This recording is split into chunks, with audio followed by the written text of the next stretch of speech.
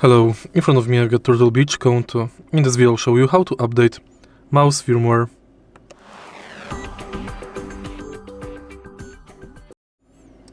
In the beginning, make sure that your mouse is connected with your PC and go to Turtle Beach Swarm. Take a look at the bottom right corner. You'll get this notification. Tap it and download the firmware update. Then install it.